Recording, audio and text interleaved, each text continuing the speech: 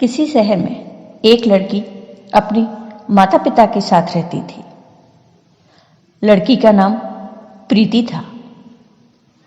प्रीति बहुत ही छोटे कद की थी, इस कारण उसकी शादी नहीं हो पा रही थी। प्रीति के माता पिता बहुत ही चिंतित रहते थे। वो सोचते थे पता नहीं प्रीति की शादी कैसे हो पाएगी।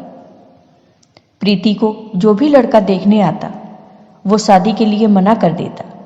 धीरे धीरे यह सिलसिला चलता रहा। जो भी रिश्ता आता प्रीति से शादी करने को इनकार कर देता। अब तो प्रीति का आत्मविश्वास भी कमजोर पड़ने लगा। प्रीति सोचने लगी शायद ही उसकी शादी हो।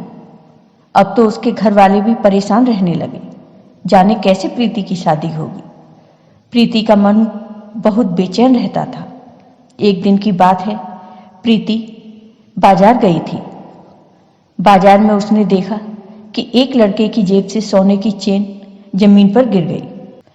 प्रीति वो चेन उठा लेती है और उस लड़के के पास जाकर कहती है कि आपकी चेन जमीन पर गिर गई थी, आप इसको रख लीजिए। यह देखकर लड़का सोचता है कि लड़कियों को तो सोना चांदी गहने बहुत पसंद होते हैं। अगर ये लड़की चाहती तो यह चैन अपने पास भी रख सकती थी, लेकिन उसने ऐसा नहीं किया। यह बहुत अच्छी लड़की है। वह लड़का प्रीति से बहुत प्रभावित हुआ। फिर उसने प्रीति से उसका नाम पूछा तो प्रीति ने बताया कि मेरा नाम प्रीति है। फिर प्रीति ने उस लड़के से उसका नाम पूछा। तब लड़के ने कहा मेरा नाम अमर है। फिर अमर ने प्रीति को कुछ पैसे देने चाहे, लेकिन प्रीति ने इनकार कर दिया कि मैं पैसे नहीं लूंगी। इससे अमर और प्रभावित हुआ और अमर ने प्रीति से कहा ठीक है, तुम पैसे मत लो, लेकिन मेरे साथ एक कप कॉफी तो पी ही सकती हो। तो प्रीति ने भी हाँ कर दिया। दोनों पास के एक रेस्टोरेंट में जाकर कॉफी पीते हैं। इसके बाद अमर सोचता है कि ये लड़की कितनी अच्छी है, अगर ये मेरी पत्नी बन जाए तो कितना अच्छा होगा। यह सोचकर अमर प्रीति से शादी करने को कहता है। अमर कहता है कि मुझे तुम बहुत पसंद हो, मैं तुमसे शादी करना चाहता हूँ और तुम्हारे घर वालों से मिलना चाहता हूँ।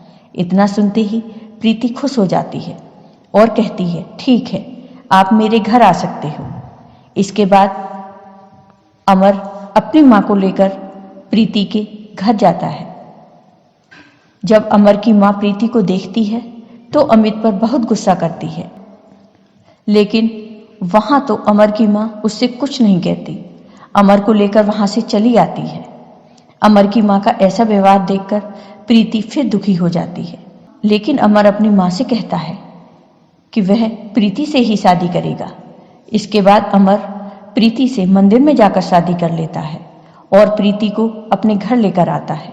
यह देखकर अमर की मां बहुत गुस्सा होती है, लेकिन अमर उसका इकलौता बेटा था तो कुछ कर भी नहीं सकती थी।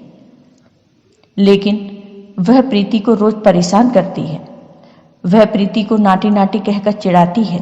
वह कहती है मेरे तो भाग्य फूट गए, ऐसी बहू मिली है जो 1 फुट की है। पता नहीं मेरे परिवार का क्या होगा। न जाने मैंने कौन से काम किए थे जो मुझे ऐसी बहू मिली।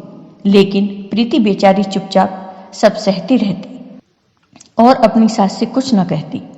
लेकिन प्रीति अपनी सास की खूब सेवा करती, समय पर खाना देती, उसके समय पर कपड़े धोती और घर साफ सुथरा रखती, अमर को भी खुश रखती।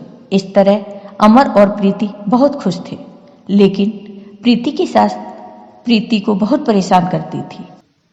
लेकिन प्रीति अपना भाग्य समझकर सब स्वीकार कर लेती। प्रीति ने सोचा कितने लड़के उसके छोटे कद की वजह से शादी से मना करके चले गए।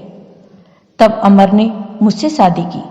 अगर मेरी सास कुछ कहती भी है तो मैं चुपचाप सहती रहूंगी। इधर एक दिन प्रीति की सास की सहेली प्रीति के घर आती है। प्रीति की सास की सहेली बहुत रोती है तो प्रीति की सास पूछती है क्यों रो रही हो।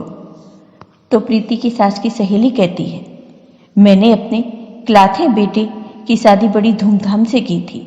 कुछ दिन तक तो सब ठीक हुआ, बहू बहुत अच्छे से रहती थी, लेकिन कुछ दिनों बाद उस बहू ने घर के सारे काम मुझसे करवाने शुरू कर दिए और खुद महारानी की तरह बैठी रहती।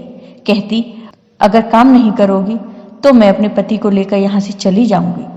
तब मैं चुपचाप काम करती रहती, लेकिन एक दिन उसने मुझ पर चोरी का इल्जाम लगाया। जब मैंने कहा कि मैंने तुम्हारे गहने नहीं लिए तो उसने मेरे साथ मारपीट की। अब मैं क्या करूं? मैंने अपने बेटे से कहा तो बेटा बोला कि तुम दोनों ही तो घर में रहती हो, अगर वह कह रही है तो तुमने ही लिए होंगे। इतना सुनते ही मेरे पांव के नीचे से जमीन निकल गई। मैंने सोचा मेरा बेटा यह क्या कह रहा है, तो उसने प्रीति की सास से कहा, बताओ मैं क्या करूं? तब प्रीति की सास ने कहा, ठीक है तुम यही रहो मेरे पास।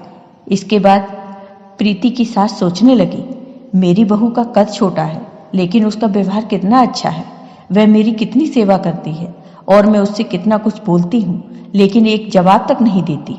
मेरी बहू कितनी अच्छी है।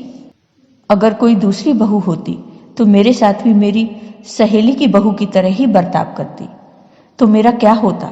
इतना सोचकर प्रीति की सास को अपनी गलती का एहसास हो जाता है और वह प्रीति की अच्छाई को समझने लगती है। इसके बाद उसने प्रीति के साथ कभी बुरा बर्ताव नहीं किया।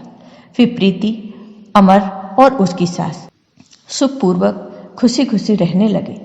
आपको ये वीडियो पसंद आया हो तो लाइक कीजिए, शेयर कीजिए और मेरे चैनल को सब्सक्राइब कीजिए। साथ ही बेल आइकॉन पर क्लिक जरूर कीजिए जिससे हमारे वीडियो के नोटिफिकेशन आपको मिलते रहें। धन्यवाद।